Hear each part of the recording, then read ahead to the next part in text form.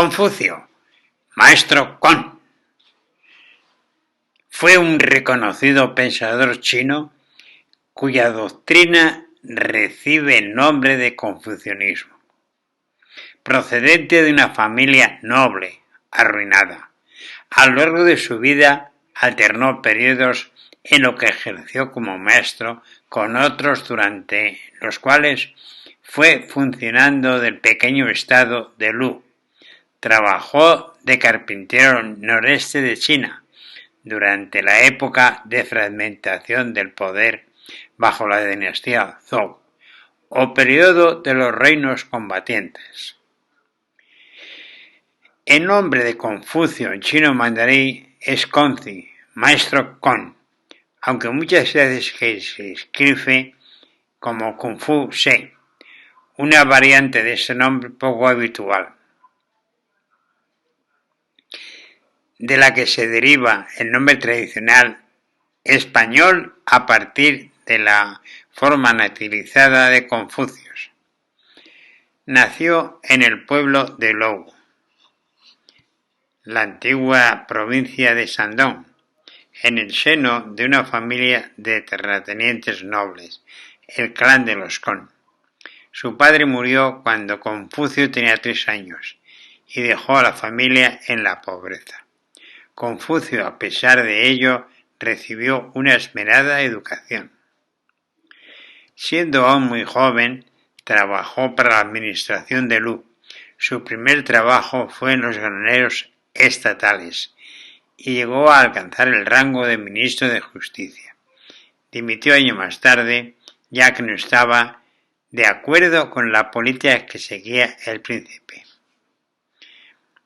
Una de las grandes influencias fue Xi Zhan, primer ministro de Chen, quien introdujo el primer código jurídico en China.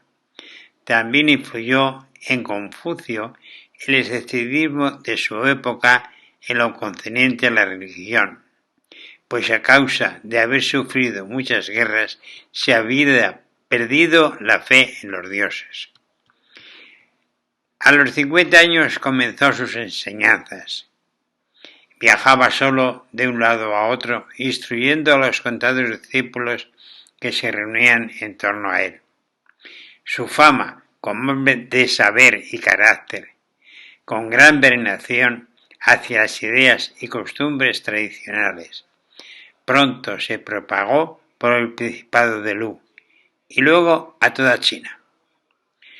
A partir de la dinastía Han, diversos emperadores se inspiraron en la obra de Confucio para organizar la sociedad china.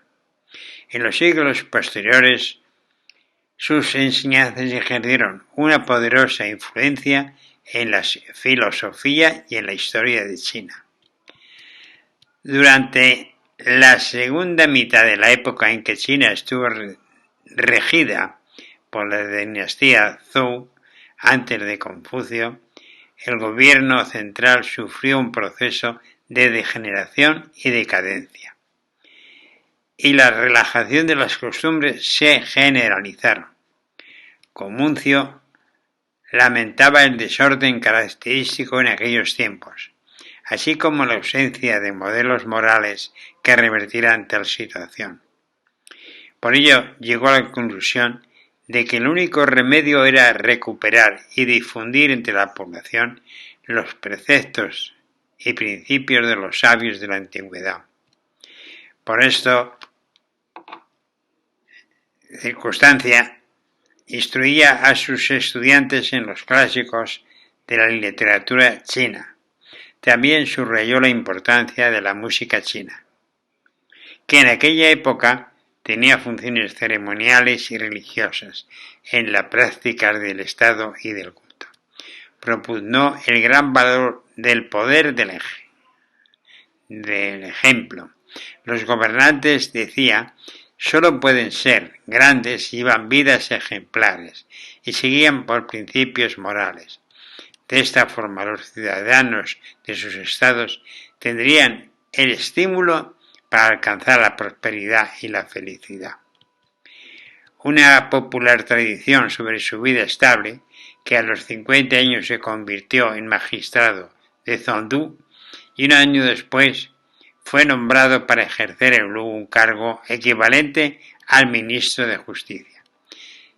Se cuenta que a los pocos días de ser nombrado ministro, mandó ejecutar en el Principado de Lu a un noble, Chao Chon Mao, delante de las puertas de su castillo, y ordenó que su cadáver fuera expuesto durante 3 días.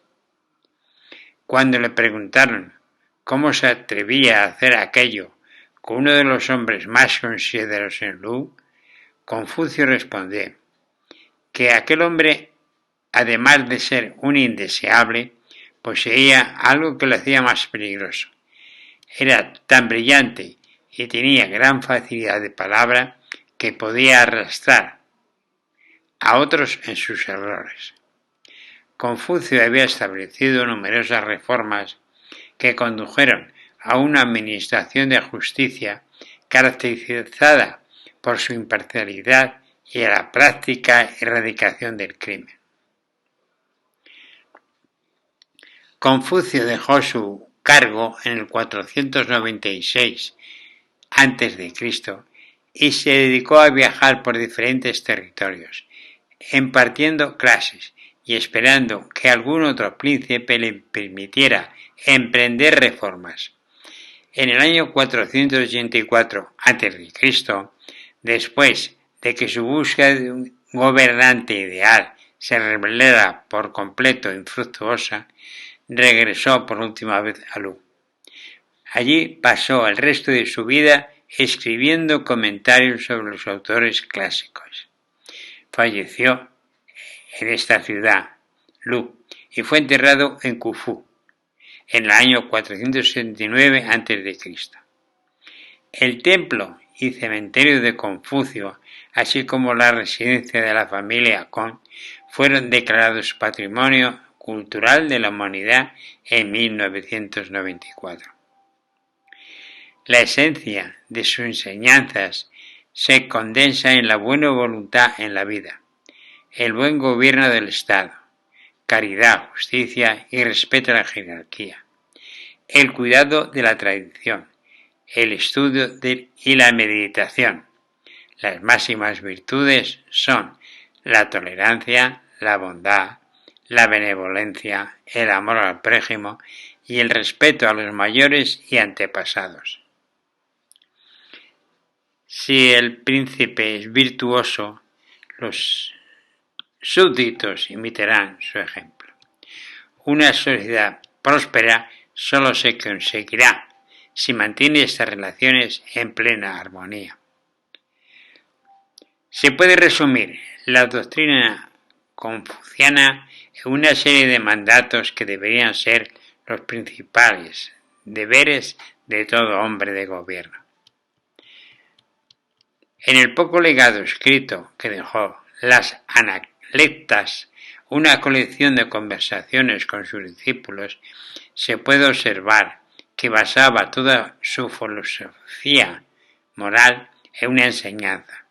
Estos valores son imprescindibles en las relaciones humanas, que Confucio describió entre senador y ministro, entre padre y hijo, entre marido y mujer, entre hermano mayor y hermano menor, entre esclavos y dueño.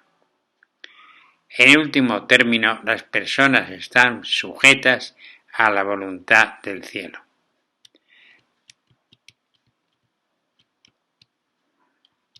Todo lo que Confucio quiso llevar no era nuevo, sino que correspondía, como él mismo confiaba, a la larga tradición de sabios. Sus ideas estaban basadas en una herencia espiritual que la escuela de letrados Confucio había compilado y sistematizado de forma sublime. Se atribuye a Confucio los 5 clásicos que aparecieron con posterioridad a la muerte del maestro. Su obra y su vida se convirtieron en objeto de culto y generaron todo un paradigma en torno a sus enseñanzas, las cuales alcanzan nuestros días.